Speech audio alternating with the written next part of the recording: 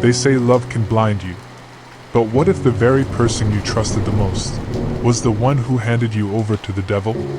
This is the story of Michael Reed, a 34-year-old black man from Georgia. A loving husband, a quiet man, a man who never saw it coming. He thought he was married to his soulmate.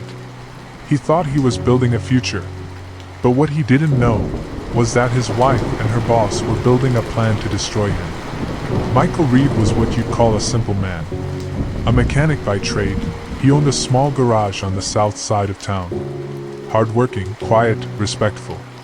He wasn't flashy, but he was consistent, and in a world full of noise, that made him stand out. He'd been married to Vanessa for 5 years. She worked at a corporate law firm as an executive assistant. Her boss? Cameron Whitmore, the firm's managing partner. Wealthy, white, powerful, and as Michael would soon find out, dangerous. Michael had no idea that Vanessa had been seeing Cameron behind his back. It started with late nights at work, then business trips, then gifts, the kind that didn't show up on her salary. But Michael trusted her. He never once checked her phone, never questioned her loyalty. But what Cameron and Vanessa didn't know was that someone else saw them. Michael's apprentice at the garage, 19-year-old Dre, spotted Vanessa one evening in Cameron's Tesla, laughing, kissing, parked outside a private club. Dre told Michael. Michael laughed it off. "That's not her," he said. But something shifted. And 3 nights later, Michael confronted Vanessa. Her face turned cold. Not guilty. Not ashamed. Cold. She didn't deny it. She just said, "I'm sorry you found out this way." But instead of leaving, Vanessa doubled down. And that's when things got sinister. Within a week, Michael was arrested for sexual assault. The victim? A woman named Kelly Adams, a junior intern at Vanessa's firm, and Cameron's niece. The charges were serious: forced entry, physical harm, DNA evidence. Michael was stunned. He denied everything. He said he never even met this woman before. But the police had proof. Text messages allegedly from his number. Fingerprints at Kelly's apartment.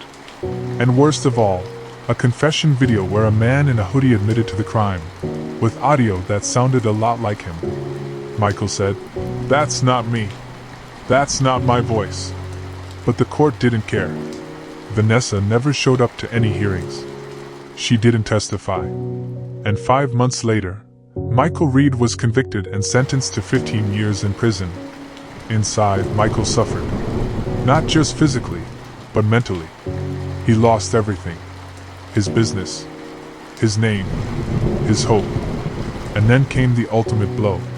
6 months after his sentencing, Vanessa married Cameron Whitmore. The same man who signed her paychecks. The same man whose niece was the victim. The same man who had made Michael disappear. It was no longer a theory. It was a plan. 3 years later, justice came knocking. Not from the system, but from a hacker. A cybersecurity whistleblower named Luca Daniels exposed internal emails from Cameron's firm as part of a corporate fraud investigation. In the leak were several emails between Cameron and Vanessa, emails that predated Michael's arrest. One of them read, "We need this to look clean. Kelly's willing. Just make sure he's out of the way." And another, "After the trial, we'll be free. You and me." The emails went viral. News broke within hours. Civil rights groups got involved. Michael's case was reopened. The voice in the confession tape? Run through forensic software and confirmed to be manipulated. The DNA? Planted using a stolen toothbrush.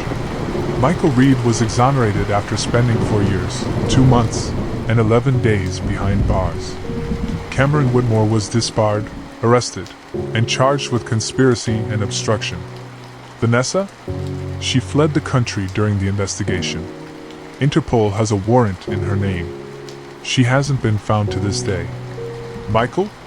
He never returned to the garage. He moved to Maryland, started over, and now speaks publicly about wrongful convictions and toxic relationships hidden behind charm. So, what's the lesson here? Sometimes your greatest danger isn't a stranger. It's the person sleeping right beside you. This was the story of Michael Reed, a man who lost everything, but still stood tall. Because while they tried to bury him, they forgot he was a seed. If you found this story disturbing, important, or eye-opening, subscribe to Dark Stories for more real-world crime, betrayal, and human resilience. And remember, in the dark, the truth still lives.